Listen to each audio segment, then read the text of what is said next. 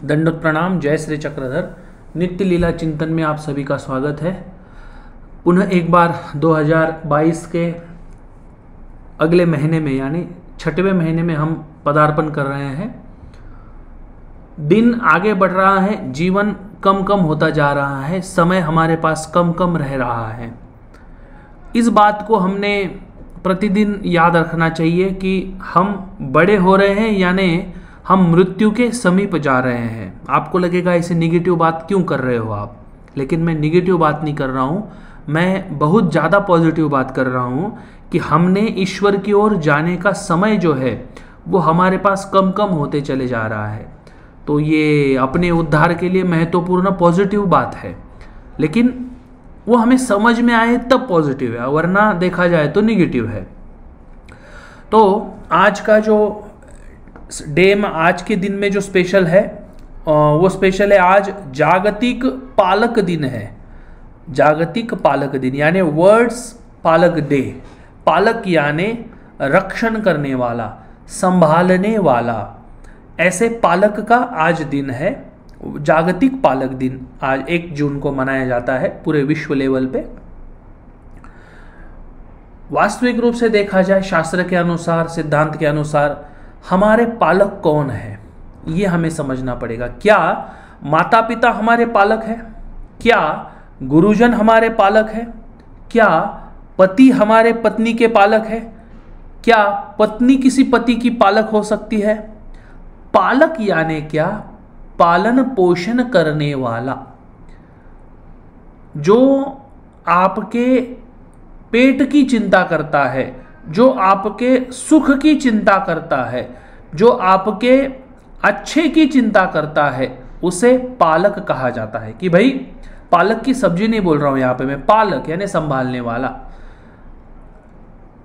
महाराष्ट्र में या महानुभाव संप्रदाय में कहिए, महानुभाव संप्रदाय में सिद्धांत के अनुसार कौन है हमारा पालक, इस विषय में एक वचन आता है बहुत जबरदस्त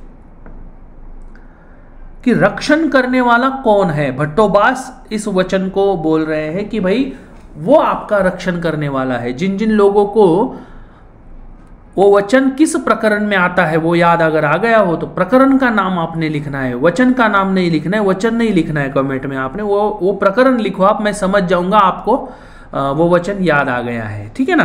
तो हमें हमारा रक्षण करने वाला कौन है, हमारा पालक कौन है, वो वचन में आता है।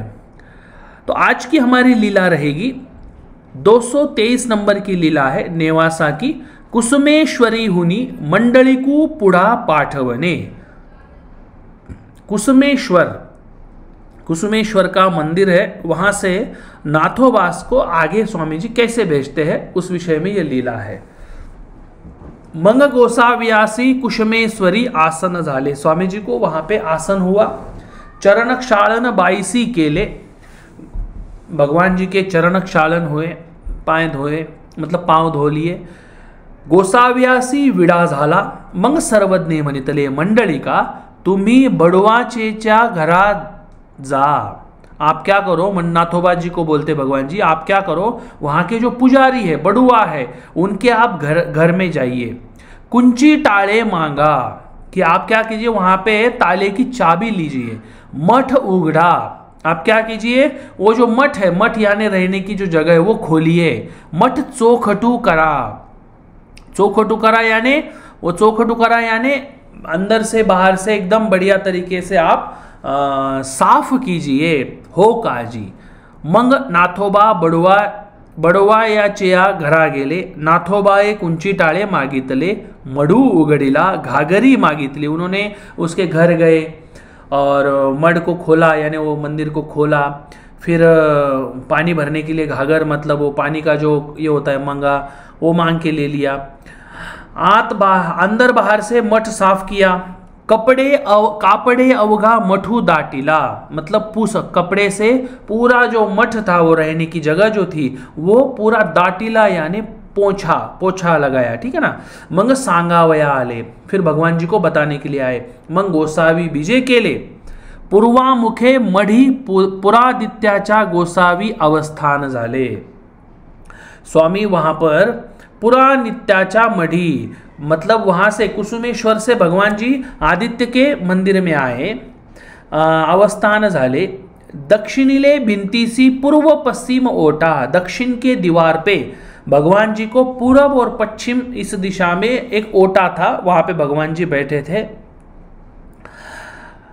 मां नावेक पांगुलियाची घानी होती, थोड़ा थोड़ा वो पन्ने जो पड़े हुए थे, कुछ गंदगी थी, उसका दुर्गंध आ रहा था। सर्वज्ञ मनितले, स्वामी जी बोलते तुपा भाताचा धूपू दावा, कि चावल और घी इसका आप धूप कीजिए, धूप करना यानी उसको जलाइए, उसका धुआं कीजिए। माँ तुपा भाताचा धूपू दाविला, अब उस समय पे रूम फ्रेशनर नहीं थे, है ना, तो कुछ भी नहीं था, तो रूम फ्रेशनर नहीं थे, तो भगवान जी ने क्या बोला, वही यहाँ पे तुप और चावल का आप धूर कीजिए यानी धुआं कीजिए।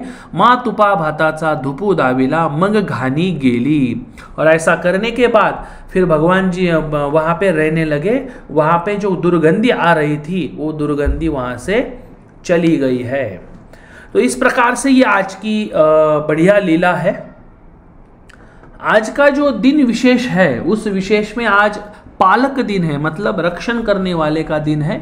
आज के दिन हमने यही विचार करना है कि भाई अब इस लीला से हमने क्या लेना है वो पहले हम समझेंगे कि अस्वच्छता, भगवान जी ने स्वच्छता करने के लिए 800 साल पहले ही बोल के रखा है, ठीक है ना। गंदगी हो, गंदगी में रहना नहीं और गंदगी को सहना नहीं, स्वच्छ रहना चाहिए। बंदे ने स्वच्छ एकदम बढ़िया तरीके से जीवन यापन करना चाहिए, गंदगी में नहीं। भगवान जी ने पानी वेस्ट करने को नहीं बोला है तो भाई हम 8-8 दिन नहीं नहाएंगे, ऐसा नहीं है।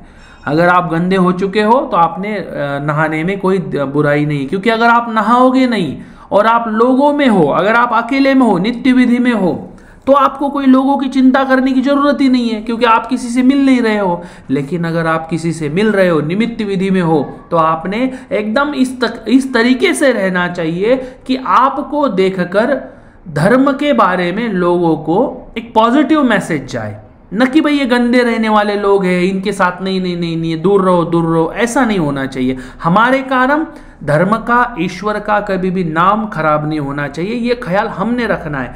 ईश्वर का आचरण करने हम जा रहे हैं, नित्य विधि का आचार नित्य विधि में रह के करना है और निमित्त विधि का आचार निमित्त विधि में रह के करना है। हम किस विधि में हैं ये समझकर, ये सोचकर हमने आचार में आगे बढ़ना चाहिए, ठीक है ना। तो स्वच्छता, हमारे घर में भी अगर कुछ गंदगी है तो भाई साफ करेंगे, झाड़ू आराम से लगाएंगे, 8 दिन बाद, जाले 10-15 दिन बाद निकालेंगे, ऐसा नहीं है। तुरंत दिखे तुरंत निकाल देना चाहिए, स्वच्छ करना चाहिए, गंदगी में नहीं रहना चाहिए, त्रस नहीं उत्पन्न होने देना है किसी प्रकार का, है ना। भगवान जी ने बोला हुआ है कि त्रस नहीं उत्पन्न होने देना है, तकलीफ नहीं होनी चाहिए, क्योंकि अगर हमारे कारण, हमारी जिम्मेदारी स्वच्छता रखना, और हमारे कारण अगर हमारे परिवार को अगर गंदगी में रहना पड़ता हो तो वो क्या बोलेंगे, अरे ये क्या वैराग्य दिखा रही है ना। माता को बोलेंगे, पिता को बोलेंगे, क्या वैराग्य दिखा रहे, सब गंदगी में हमको रख रहे, भगवान का नाम आगे करके। नहीं, ये गलत है, ये नहीं होना चाहिए, ठीक है। तो इस लीला से हमने ये महत्वपूर्ण बात को समझना है और साफ सुथरा रहना है, धर्म का प्रचार प्रसार में आगे बढ़ते रहना है, ठीक है। तो सभी को दंडोत प्रणाम। जय श्री चक्रधर।